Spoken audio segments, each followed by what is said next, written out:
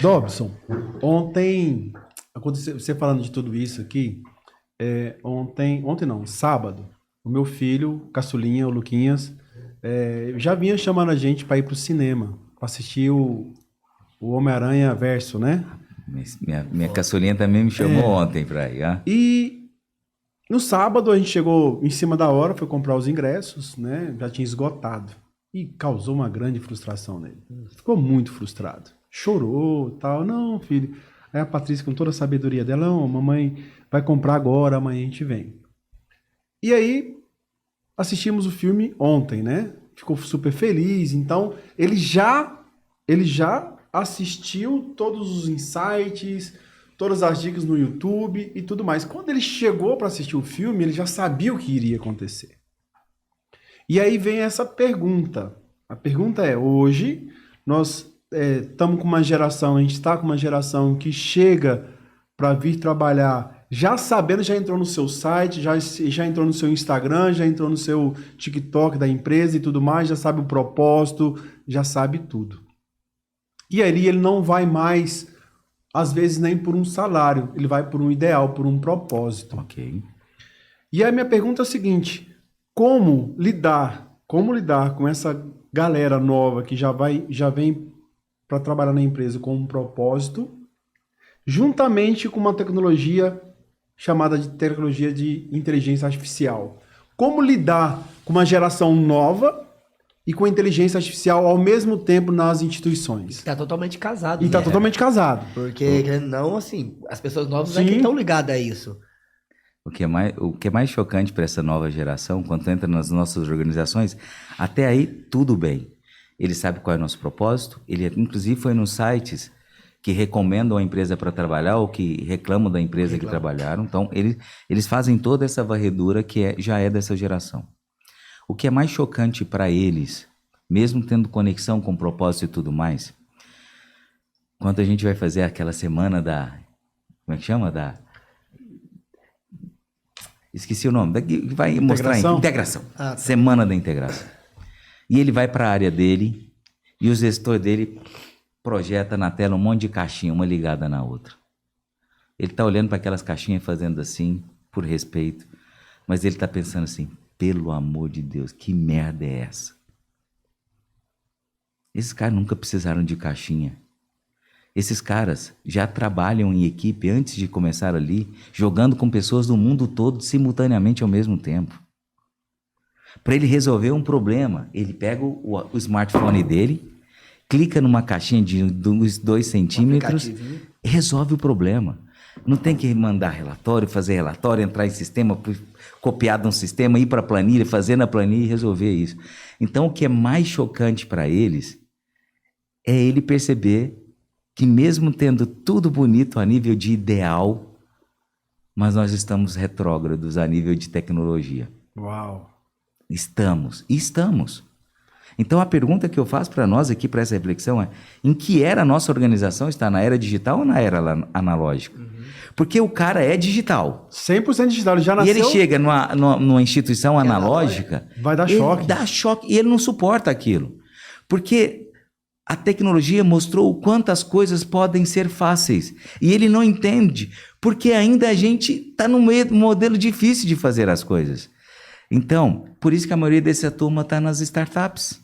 Sim. Não suportam trabalhar nas empresas tradicionais. Não suportam. É complicado demais. E facilidade é uma vantagem competitiva absurda. E aí soma-se a isso as inteligências. Soma-se a isso a inteligência artificial, onde, cara, eu não preciso buscar a informação para tomar decisão, porque a informação é instantânea. Já vem pronto. E ela não é só instantânea. A própria inteligência artificial falou assim, isso já aconteceu tantas vezes, toma essa decisão aqui se vai dar certo. Então, quando esse cara é impactado no dia a dia dele, de vida dele, com várias inteligências, e chega nas nossas organizações, encontra que esse processo, uma caixinha ligada na outra, que para cada processo tem um requerimento, tem um relatório, tem um formulário. Até para nós está ficando mais velho, já está ficando chato, né? Agora imagina para essa nova geração. Dobson, eu fiquei aqui imaginando aqui, né, todo esse processo, né, de inteligência artificial, de modelo intuitivo, de gamificação nas instituições. E aí eu queria ouvir de você, como que você vê a questão da gamificação nas instituições, Dobson? De novo, tava... Eu acho que, sim, vale até a pena você fazer um esboçozinho do que é gamificação nas Ok. instituições. Gamificação, de forma bem resumida, nada mais é do que a gente transformar um projeto, um processo, principalmente em utilizando técnicas de jogos. Essa é a gamificação. E, coincidentemente, eu estava esse final de semana, né, com uma turma dos gestores de RHs aqui, de grandes corporações, de grandes empresas do estado de Goiás, foi aqui em Goiânia, e terminei um dos últimas coisas que eu mostrei para eles foi justamente isso, né? Quer dizer, como construir algo que a gente consiga envolver esses jovens. Você muito bem disse, é um desafio dessa geração. Eles se frustram muito rapidamente, né? E ao mesmo tempo, Emerson e Davison, a arte de viver está na nossa capacidade de administrar as frustrações do dia a dia. Você tocou num ponto que me chamou a outro. Essa nossa geração, a geração desses nossos filhos, logo, logo os seus vão chegar, né? Tem uma já. Já tem uma. Tem uma que é gamificada já. Gamificada. O desafio, que a gente não sabe, isso não é divulgado, mas o índice de suicídio dessa galera, dessa turma, está altíssimo. Por quê? Porque são incapazes de dialogar com as frustrações do dia a dia. Então fica só esse ponto de atenção aí, porque, cara, para quem está aqui, primeiro ponto, a gente precisa cuidar da organização mais primitiva do mundo, chamada família, e a mais importante. A gente sabe disso, a gente tem vários exemplos. Cara, se a família não está bem, mesmo que eu esteja bem no negócio, não é sustentável e vice-versa. Então vamos à gamificação, foi o último movimento. Eu estava com um problema numa organização de alta tecnologia. A maioria das pessoas que trabalham lá são grandes, são jovens. Sim. A ideia, só para que as pessoas atendam, tem a fila de suporte, a fila estava um pouco demorada, né? Então, essa empresa sugeriu o seguinte: o cliente, ao invés de você ficar esperando na fila aqui, seu tempo é importante demais, vai lá para a nossa base de dados, vê qual é o problema seu, lá vai te dar todas as dicas. O cara falou, tô indo, valeu, obrigado. Só que chegava lá ou não tinha resposta, ou a resposta estava desatualizada. Esse cara voltava para a fila ainda mais pé da vida. Mas quem era a responsabilidade de poder atualizar esses dados eram os jovens, e não estavam fazendo. Então, nós criamos um projeto e gamificamos esse projeto. Qual era a ideia? Pegamos um jogo muito conhecido desses jovens, como é uma empresa de tecnologia, nós criamos uma plataforma, fizemos analogia com o nome, né? Ligando o nome da empresa com o nome do jogo, criamos essa plataforma e lançamos esse jogo. Não esse projeto, lançamos esse jogo. A ideia é, daqueles colaboradores que acessassem a plataforma, atualizassem as informações, e quantos clientes fossem lá, que seriam direcionados para lá, desse mais estrelinhas, mais comentários, ele ia ganhando pontos. Então, determinada quantidade de pontos ganharia prêmios, e quem ganhasse o jogo no final ganharia uma viagem internacional com direito a acompanhante, para onde quisesse ir. Vocês acham que envolveu os jovens ou não?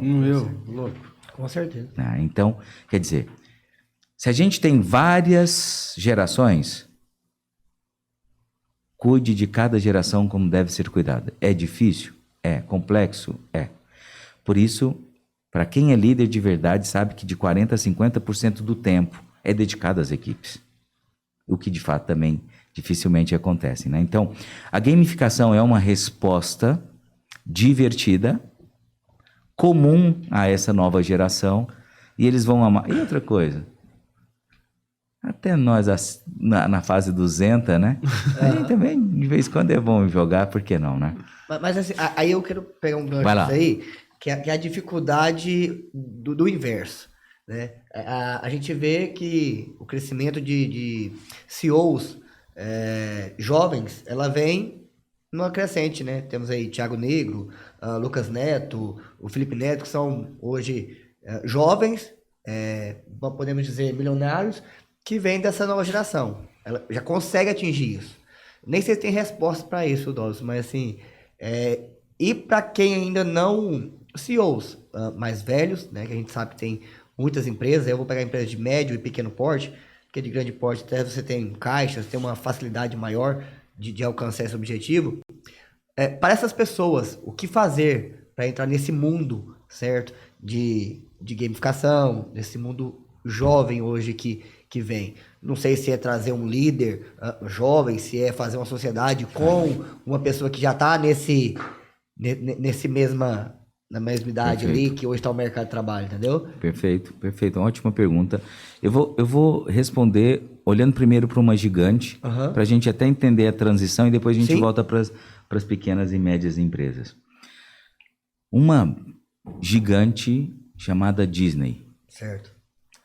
Que tinha um CEO de longa data, desde 2004, se não me engano, ele assumiu como CEO. Em 2017, pouco tempo atrás, concorda? Sim. A própria instituição começou a ser pressionada pelas várias plataformas que estavam chegando. E a Disney estava muito ainda no mundo dos parques, dos grandes filmes, né, dos grandes longa-metragem. E esse cara mudou o mindset dele. Então, mesmo sendo um cara de uma geração anterior, esse cara teve a ousadia de se atualizar. Comprando ali um site de streaming por bilhão, comprando alguns lugares onde faziam os cenários, as grandes filmagens. E ele fez essa migração. Ao ponto hoje de que a Disney Plus tem mais assinantes do que a própria Netflix e outras por aí. Então, o que eu quero dizer é, não importa a idade, Davison. O que importa é a nossa ousadia de se atualizar. E precisamos, porque senão nós vamos morrer. Então, olhando isso para pequenas empresas, vocês também sabem disso, gente. Uma empresa grande traz grandes vantagens, como você muito bem disse, grana. Mas se eles não estiverem atentos, a mudança é mais lenta. A politicagem anda solta. Então os grandes também têm seus desafios. Para uma pequena e média empresa, eles são muito mais ágeis, podem ser muito mais ágeis do que as grandes. Uma pequena e média empresa pode conhecer muito mais profundamente seu cliente e seu colaborador do que as gigantes. Então, cara, a gente não pode ter isso como uma desculpa e justificativa, né? Então, a grande pergunta, a sua indagação é: o que realmente precisa ser feito? E não esperar que alguém vai fazer. A gente tem que ir e assumir essa responsabilidade. E hoje, cara, quantas tecnologias 0800 a gente tem? Não há desculpas. Não há desculpas. Mas assim, então ela está muito mais ligada ao quesito comportamental do que estrutural. Isso que eu quero dizer. É o interesse do CEO, do proprietário. Então está muito mais vinculada à questão comportamental, ao conformismo dessa pessoa, que achar que vai ser sempre assim, do que de fato provocar e promover as mudanças. Aliás, toda e qualquer empresa tem um recurso que é ilimitado: criatividade.